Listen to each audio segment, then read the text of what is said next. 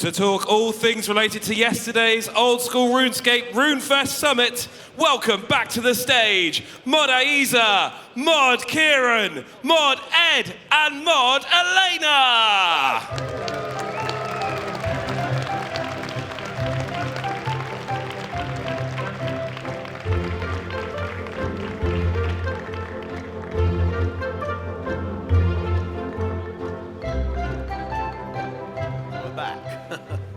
To hear myself, and now I can hear. Can everyone hear us okay? Amazing, I'm back here again. It's like I never left, even though I definitely did. I ran outside. Okay, just for those of you who are joining us, a couple of ground rules. I have not prepared any questions, so I need you to help me, otherwise I'm screwed. So the rules are, if you can just speak really clearly, really loudly, ask one question at a time. I'm terrible at multitasking, and my memory is even worse, so that's the best chance of getting it answered. And also, there are plenty of seats around. To the left, there's some free in the middle as well. Don't feel like you have to stand up. Go find yourselves a seat, rest your feet. It's a long day. And just as everyone starts to trickle in, let's do a little bit of a icebreaker. Mod Kieren, how's RuneFest been for you so far? It has been pretty incredible, hasn't it? Like, it's an absolute whirlwind. It's been over 5 years since the last one, and you never quite remember quite what it's like. But there's people from literally all over the world here. It's wild. New Zealand, Slovakia, US, people who've never left the country before. It is incredible, honestly. It's mind-blowing that this game means so much to so many people, that they're willing to travel halfway across the world to come to basically a nerd festival. Yeah, well, it's cool being a nerd these days. So, yeah, thank you to everyone who has came out and traveled so far. And regardless of how far you've traveled, thank you all for being here. Mod Ed, how about yourself? What's your highlight of RuneFest so far? It's been all right, hasn't it? It's not been bad. What's my highlight? Not the socks. No. You got a bit of a grilling for not having any socks when you went on stage afterwards, didn't you? To be clear, I still don't have any socks with me, by the way. Obviously, I'm a little bit biased, but I'm quite happy that we finally got to announce the Blood Moon Rises after all those years of waiting to announce that one. Yeah. The Mayaki are dead. Oh no, that's bad. You found your nemesis again. I better not have been the same person from yesterday. But hang on, actually, well, the person from yesterday that I told off, are they in the room? I was one of them. He was one of them.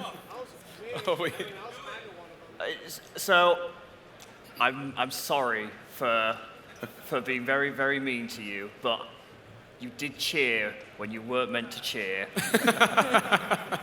It's brilliant. Thank you, Ed. And lastly, Elena, how has your RuneFest been so far? It's been amazing.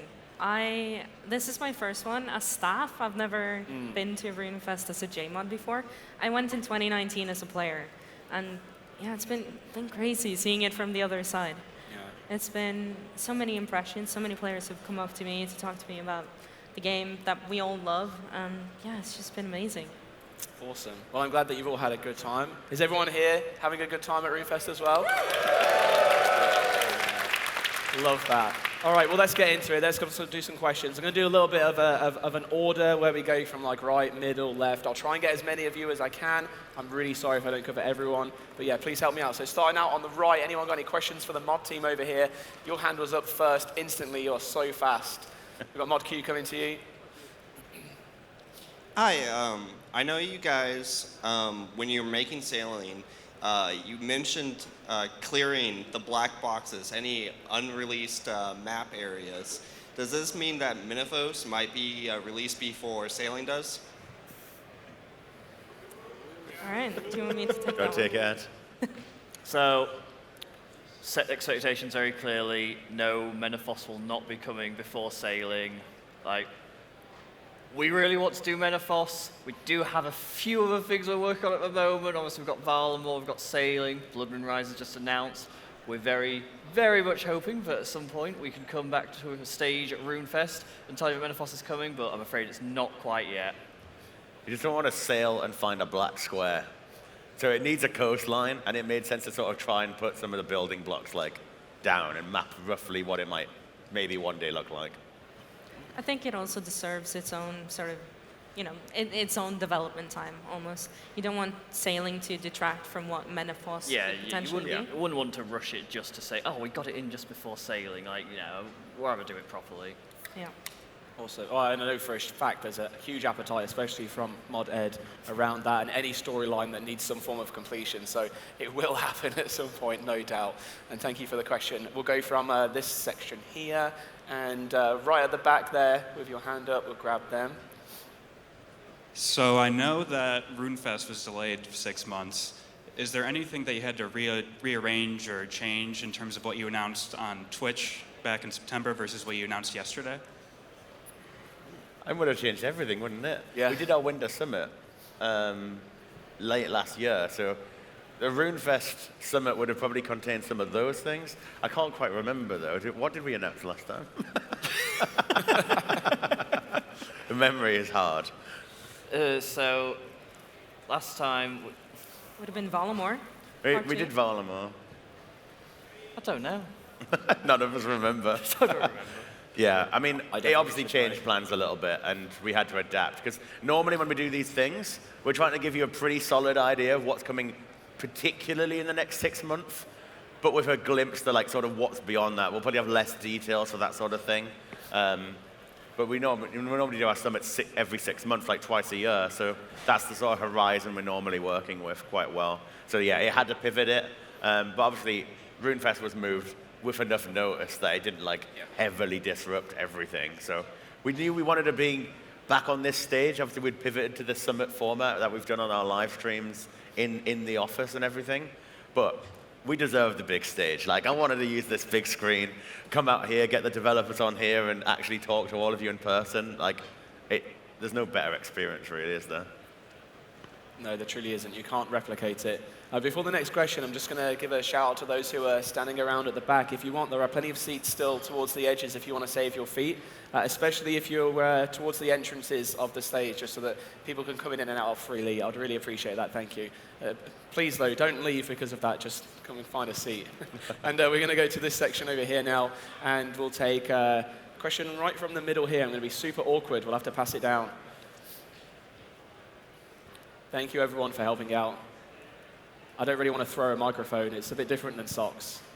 With the Yama boss coming out on the roadmap, is there any plan to introduce a quest along with it that might tie into what we've seen with A Kingdom Divided, as we did see the Judge of Yama feature in that quest? So, you will need to complete A Kingdom Divided to fight Yama. We won't be doing a quest with Yama, but it's probably not too spoilery to say that Yama will play a part in future quests in that storyline. So you might get a few little teasers here and there when fighting a boss. Some of the stuff we have planned for him. Awesome. Thank you. Okay, and now from the left-hand side, any questions from there? We have a hand up right at the front, and just right at the front here on the far left. Hello. You talked about the elemental reworks and the changes you're keeping with change and obviously the old stuff where you're bringing elemental weaknesses in. Are we likely to see any more ways of dealing elemental damage in the future, more than just like the base spell book we've got now, particularly for the other combat forms? Who knows? Potentially. You could, well, maybe not with other combat forms. I think elemental belongs to magic, and we want that to really lean into that. It's by adding elemental weaknesses, it's a real way to try and up the power level of standard magic. And so the elemental spellbook is pretty weak, and this was a way to really try and highlight that and create specific niches, give you different options and that sort of thing.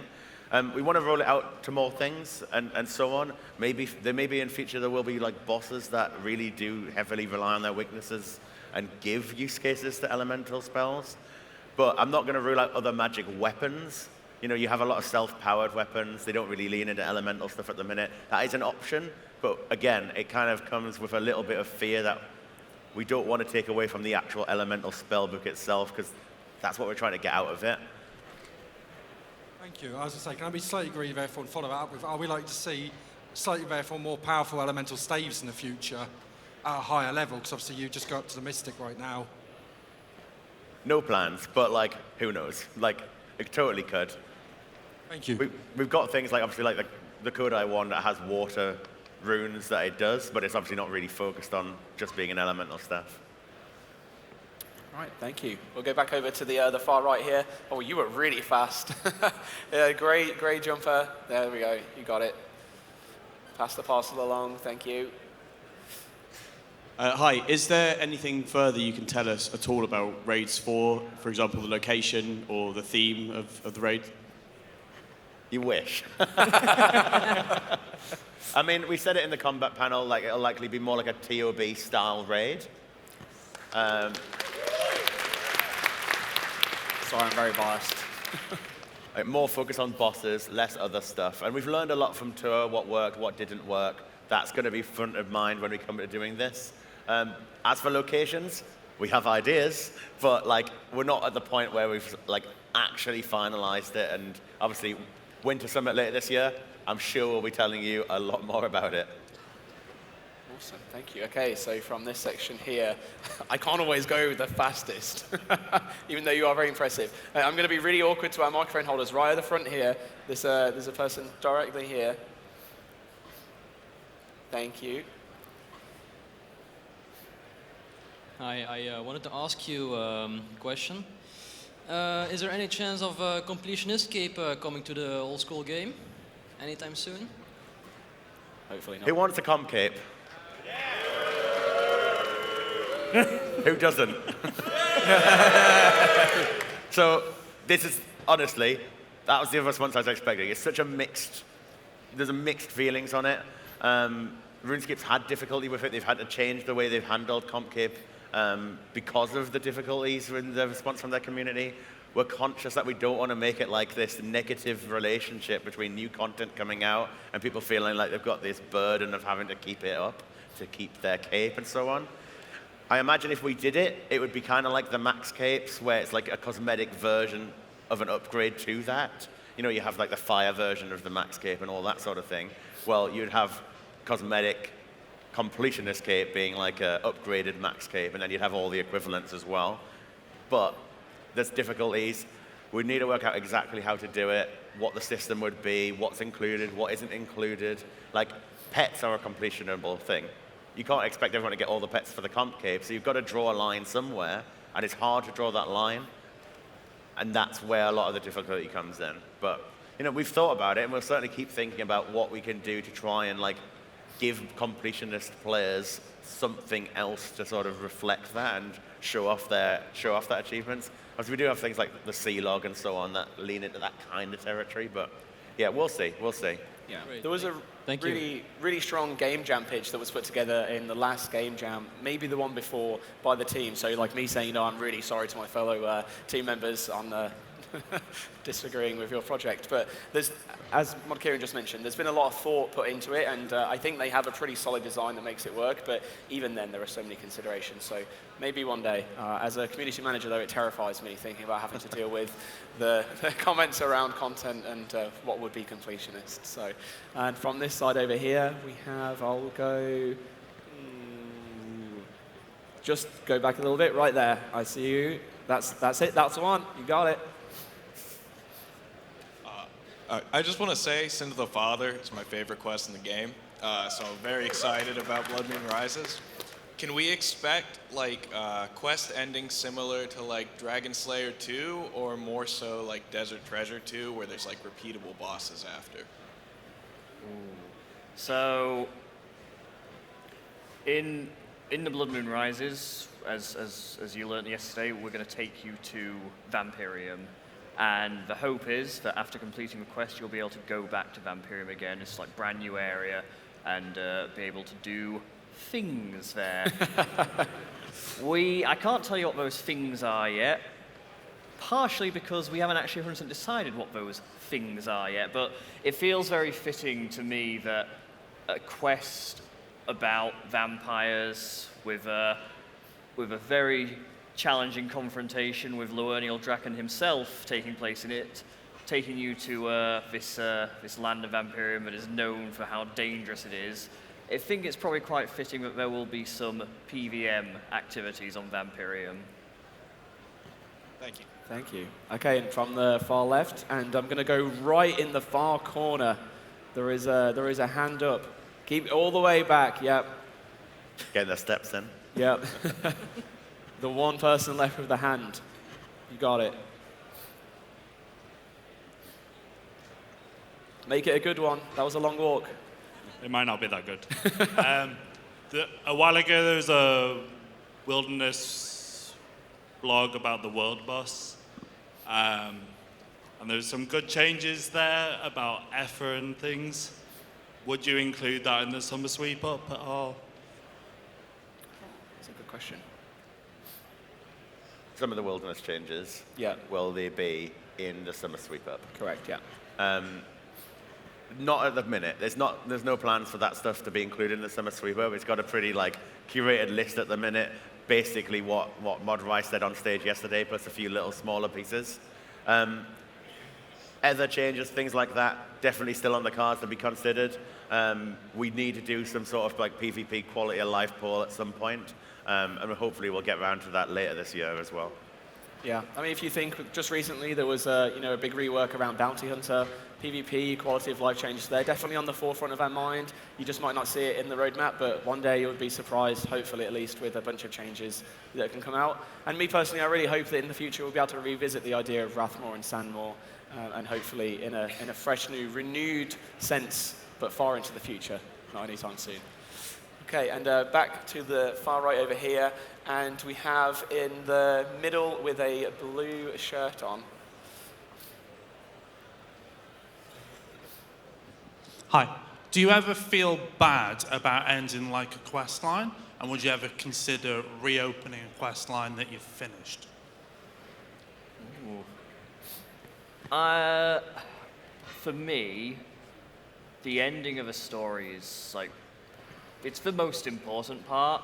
And anyone who came to the narrative talk earlier will have heard me crap on billion-dollar franchise for not ending, and it feels like in this the entertainment seems to be moving towards this format now where everything just keeps going on forever. We never have an ending, and I think an ending is so important. So I'm not going to say never. I should never say never, but I think it's really important to have those definitive endings. This is the conclusion for these characters. I hate this whole, oh, he's back and he's alive again. Why is he back and alive again? Did it make narrative sense? No, it didn't make narrative sense. It's because Disney apparently needs more money. I don't want to do that. For me, it damages the narrative integrity of the thing you're creating. I think the irony is sometimes that watching some of these other companies do it, it's I'm really crapping on this now, but we've started now, we're doing it. So I think it damages the narrative to a point, but I think actually in the long term, I do really question, are they actually going to make more money out of this? Quite often it seems to sometimes kill their brands faster. So for me, it's very important that you have that clear ending. This is what is done with these characters now. I don't want to bring them back again. Revisiting areas and stuff like that, once we're done with Blood Moon Rises, that's the story of Drakan. It's done, it's complete. The story of Amaki, it's done, it's complete. But we can still absolutely tell new stories in Mauritania. Some of those could take place chronologically after the Blood Moon Rises, but some elements of that finale, they need to remain final, I think. As sad as it'll be for me as well to say goodbye to that storyline, because I think it's no secret at this point, we might have been talking about it, is very much one of my favorites, but I think it is really important to have that. This is the end.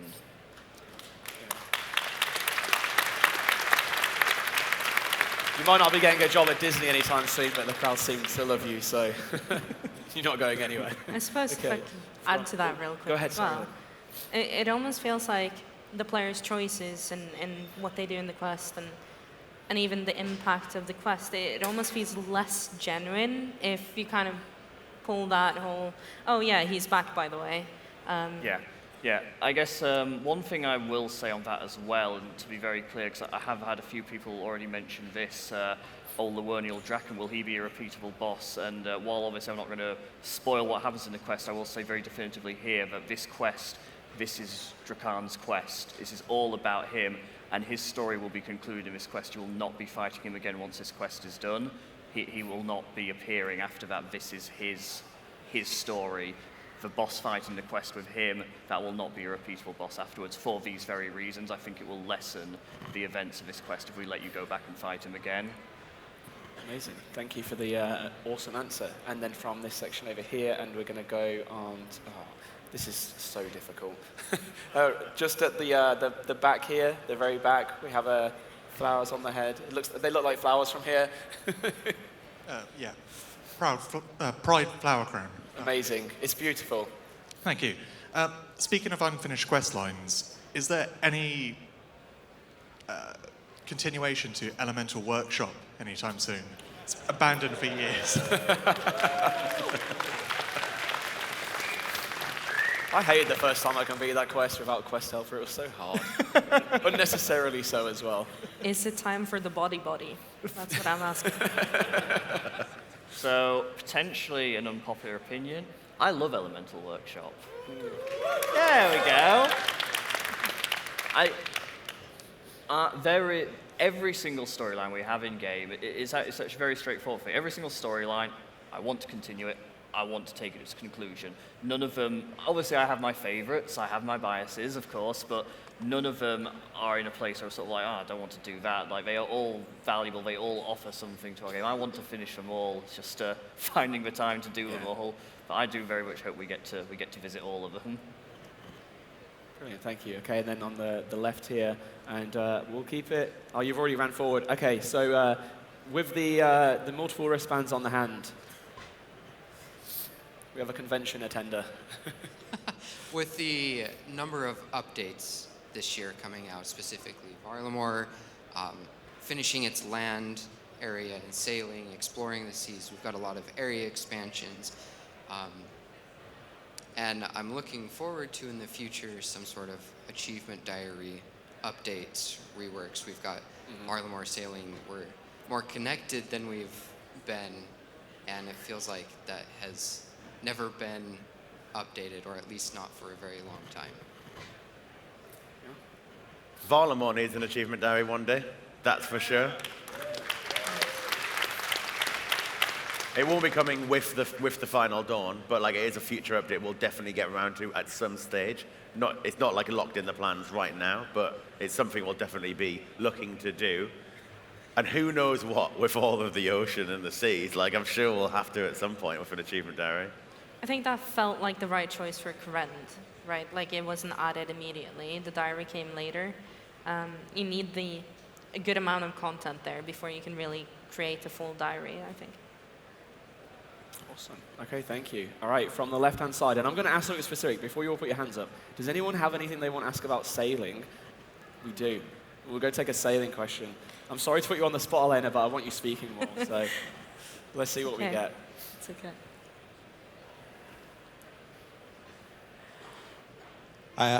First of all, just want to say I've tried sailing a little bit and it felt really smooth for how early you are in development. But I just wanted to ask, are you expecting to run any more polls? And would you expect maybe we get sort of stuck in the development cycle hell of people failing polls? Or are we just saying it's coming, all this content in the alpha, it's coming, and we're not polling anymore? Sailing passed the poll already, so we aren't re-polling sailing. What we will poll is sort of some of the content, more traditional content that you'll get your hands on through sailing. So on a lot of the islands that you are going to visit, on a lot of the places that are out at sea, you might see traditional content. And that might be new types of trees that you can chop down, use the logs to make new planks, use the planks to upgrade your boat, stuff like that. I'd fully expect us to pull all of that. We could add new Slayer bosses. We could add dungeons on these islands. I think it really needs that to feel like it integrates well with the existing game. But obviously, anything that is traditional content, sort of other skills or combat, that needs polling in itself. Yeah, I've been speaking with Modellite, and I will just say expect a lot of blogs and polls over the course of the next few months, because there's a heck of a lot to get through. So your cooperation with feedback would be much appreciated on that. Okay, and we're going to go back to the far right over here now. Any questions? We've got the one in. Okay, and we have at the front here.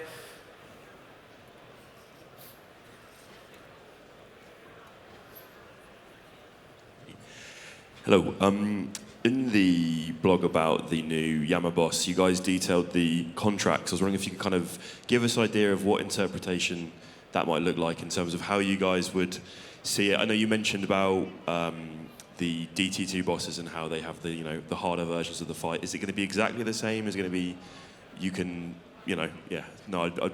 I'd be interested. The exact specifics are still actually being worked out because it'll be sort of end of project. So we'll work on those and then look at what variations of the fight can you have. What that entirely looks like, as I say, not 100% sure, but the ambition is very similar to the Awakened bosses. We want to have something that you can really step up, get more out of the fights, and have some sort of, whether it ends up being some sort of cosmetic way to flex and show off that you've done them. More details to come. Awesome, thank you. Okay, we're back to this section here. I'm cognizant of, I'm trying to just make sure we get a good mix, and I've not hit the middle here. So we're going to go with the middle. It's the second row from the front. Really sorry to Mokhaiotl.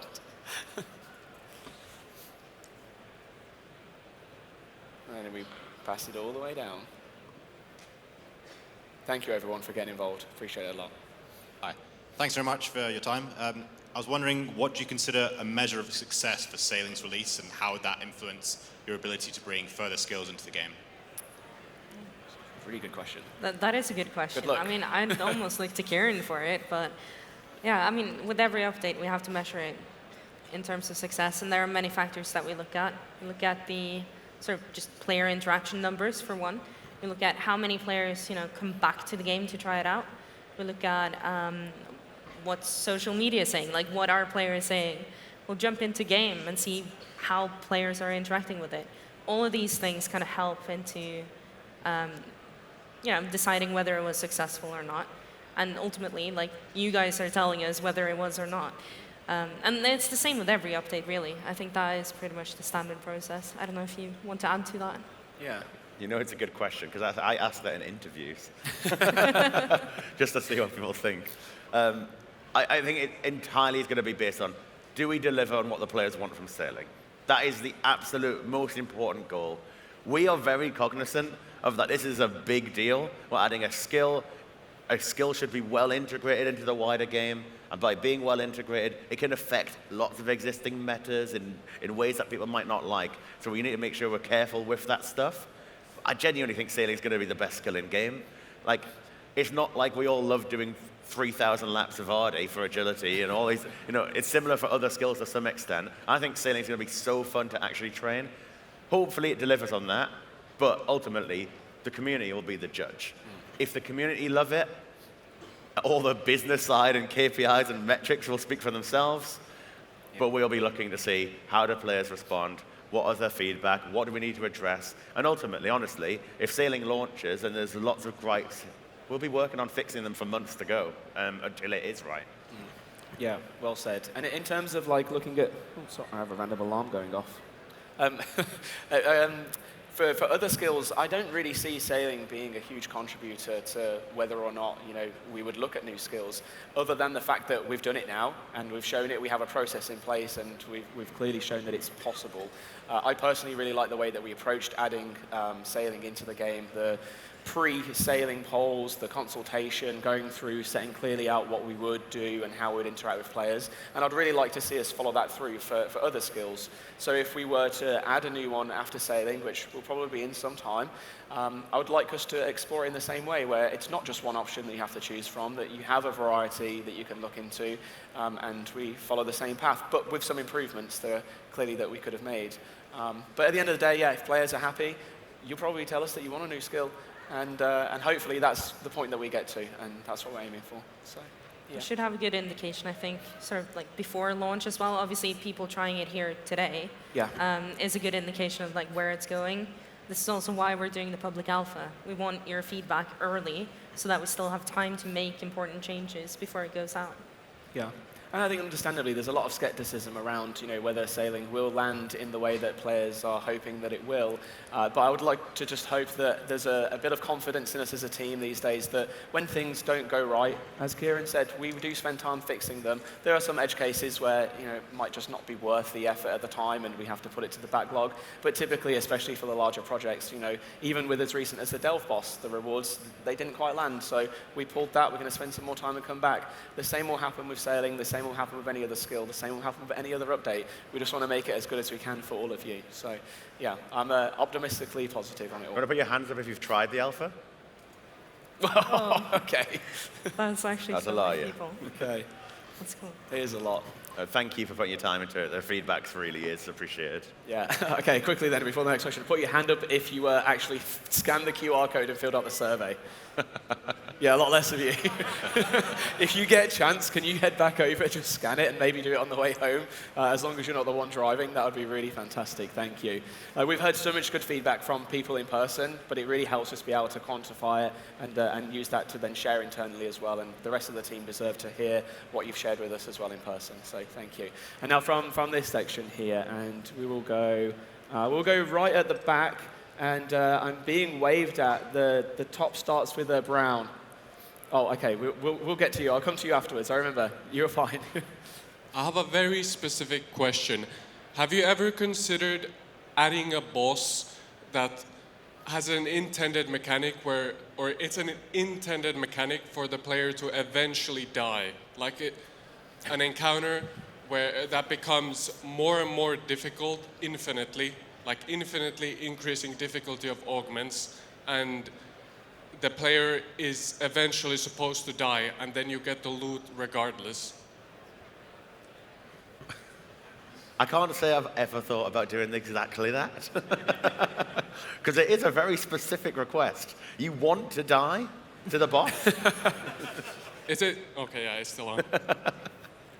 I want to test my limits, because whenever you do something like the Colosseum, I like that it's very difficult, but whenever I finish it, I have a feeling that I would have liked for the Soul Heredit fight to go on longer, to the point where it's so difficult that I have to do some Port Khazard level stuff to be able to survive. Love the reference. You want a boss that gets harder and harder. You can't leave. Yeah. And just to see how long you can survive, that sort of thing. Yeah. Quite possibly then. I mean, maybe. That's a good idea. So, thank you. Okay, so from the left-hand side here, questions, and we are going to go with the far back here. Gray, I think it's gray, it might be blue. Give me a little wave. That's it. There we go. We got it.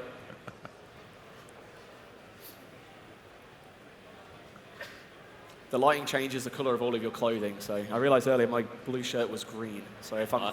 Ayiza! Quick question for Elena. Do you think that we would look to integrate sailing into the diaries that are already in the game?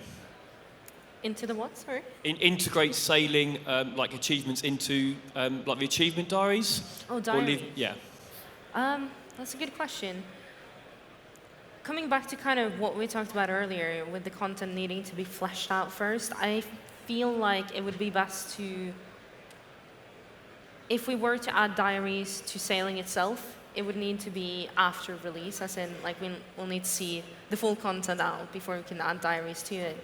If you mean adding sailing requirements to existing diaries, that's it, yeah. Probably not. It feels strange to me, at least, to retroactively add that, but I don't know if maybe you guys feel differently.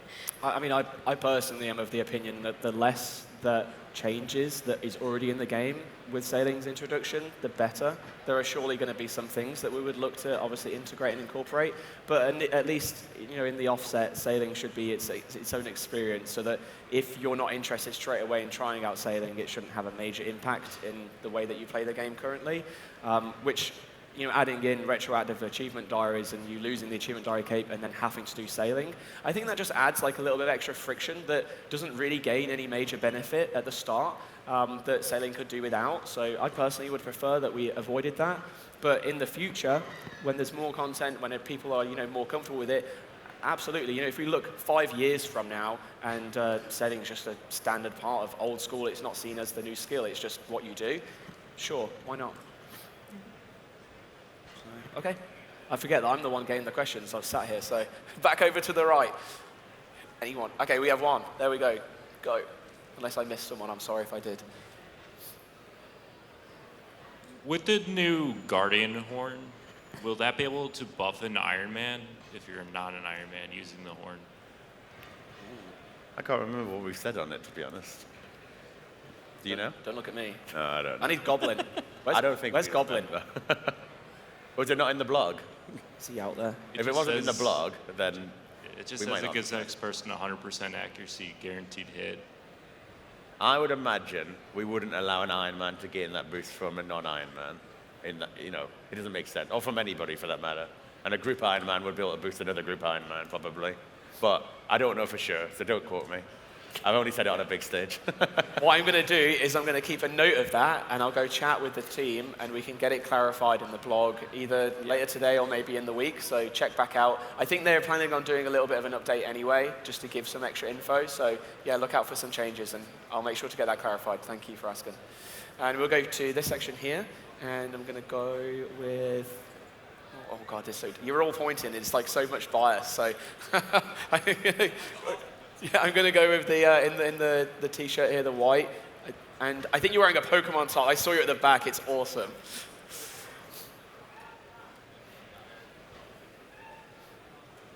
Hello. This is for Mod Ed. So on like mainly Reddit, I know I shouldn't say that, but your abilities for storytelling are almost kind of like AAA level. And I just want to...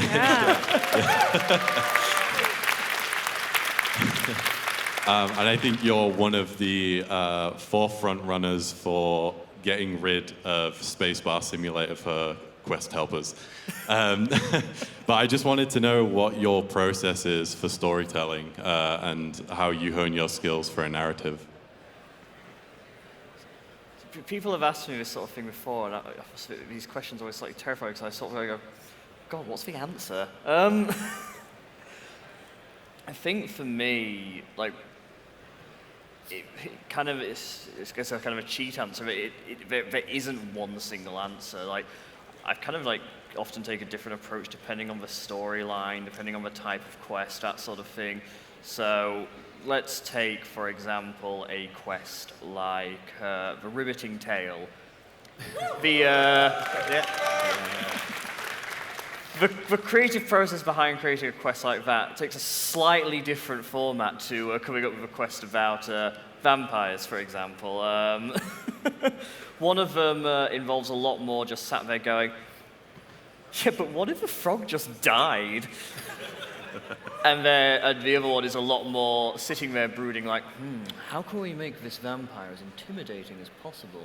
So it really does vary depending on the quest, and I think especially with ones like doing a quest like Blood Moon Rising, a lot of it's so heavily influenced by what has come before. So both in the sense of like the quests that were created before I got to Jarek's, like working on A Taste of Hope, obviously I'm looking a lot at how the previous Mikey quests were made, but then also, especially now that I've done a couple, like looking at what I did on those quests, what I think I did well, what I think I didn't do well, and like trying to refine that process to make each one after that, hopefully, in theory, even better than the last one. Do you ever work your way backwards from it? Like, as in, like, I know I want to make the player cry, let me kill Bob. Like, is that how it works?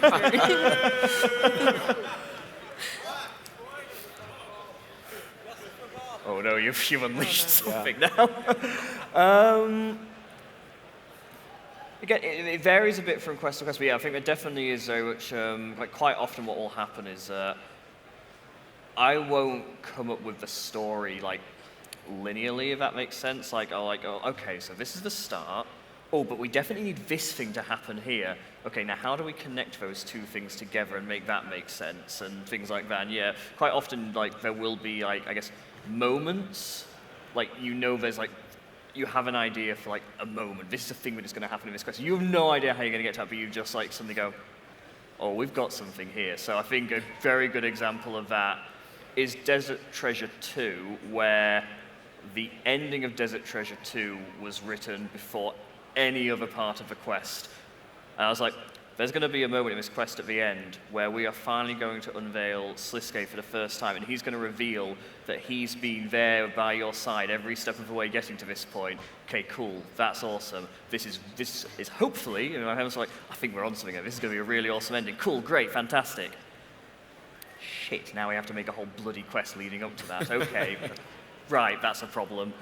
That does often like sometimes happen. Like, okay, now I've got to write a whole quest that just creates this one moment and makes it pay off and make it make sense. Hopefully, it did pay off.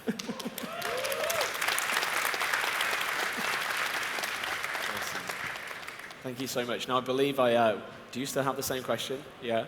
Just we'll go back to the one we missed. We got it. Thank you. Hi, thank you. You mentioned about the Delve boss rewards getting dropped.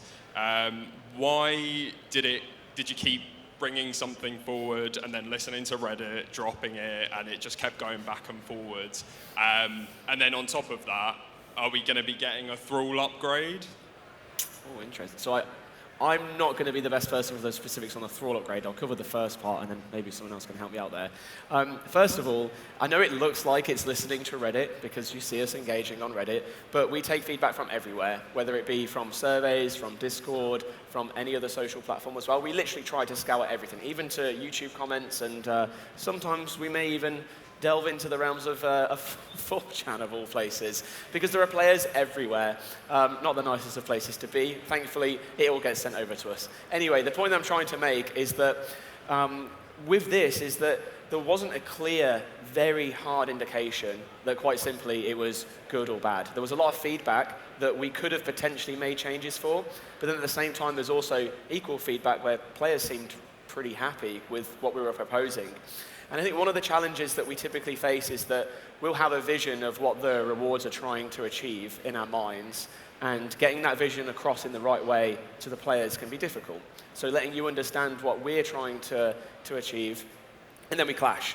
And it's really difficult to get past that point, because once you have your own mind made up, like, we're not going to try and change that, we can't change it, you know, you have your own opinions.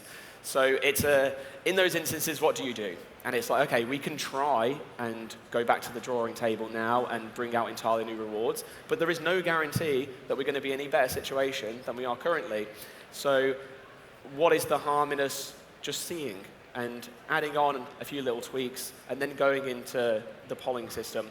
I think, maybe I'm sidetracking a little bit here, but I think as a collective community, and even us internally, we're kind of scared by the polling system and seeing things fail. But we should be okay with things failing, and that should be normalized, because it is a way of us testing. Thank you. It's a great way for us to see what content is good and bad in your eyes and should and shouldn't be added in. So for us, there will become a point in the future, I think, where we can look at the polling system more in that light to really give us that validation that we sometimes need when we are stuck, where it's like the feedback is too mixed, there's no clear indication from any one area on what we should do. So with the Delve boss, basically, when we stuck our foot in the ground, so to speak, which wasn't as bratty as it sounds, that's when we really got a lot of vocal feedback, and everyone rallied behind the same point, and it was very clear. There was no chance for us to, you know, have a bit of ambiguity about it. It was, right, this is the right thing for us to do now. So that's something that we need to work on.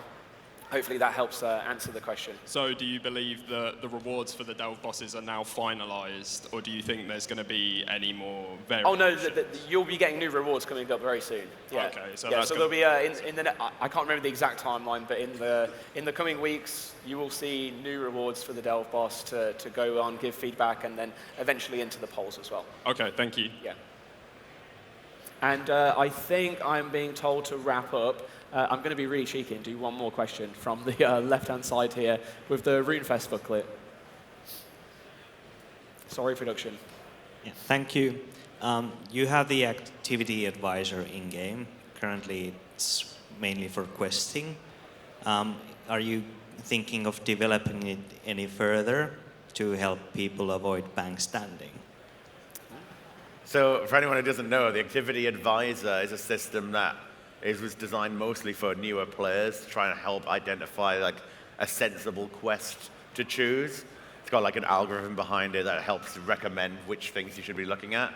In theory, this could absolutely be expanded to like different training methods for different skills, even potentially boss suggestions that match your combat stats and that sort of thing.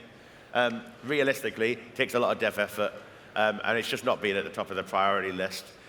We've had a lot on. We're trying to really focus on delivering like lots of awesome updates, and so things that are improving the game for newer players have not quite been at the top lately. Okay, so soon TM. Soon TM. Yeah. Thank you. The thing is on that is there are mods internally that have put together ideas and designs for how to improve it. Last game jam, in fact, there was a like 20 slide deck that we went through with one of our moderators that's actually working in the data analytics team. So there's an appetite there for it. We're aware of it. We know how beneficial it can be. As Kieren said, it's just a matter of priorities. So we even have those ideas to use skills and stuff. Like those are on paper. Like they are sort of roughly designed out. Just haven't gone any further forward. Okay, well that is all we have time for, so I want to say a massive thank you to everyone for joining us and helping with questions. Wonderful to you all.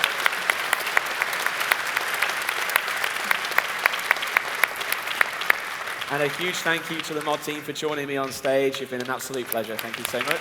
Thanks for having us. Guys, enjoy the rest of your day. Thank you so much for being here. I hope you're having a great time. I'm sorry we didn't get to answer every question, but please feel free, if you see us, grab us. We're more than happy to answer anything that we can. Same with the rest of the mod team. No one is a closed book. Everyone's here to answer your questions, so please make sure you do. Thank you again. Thank you.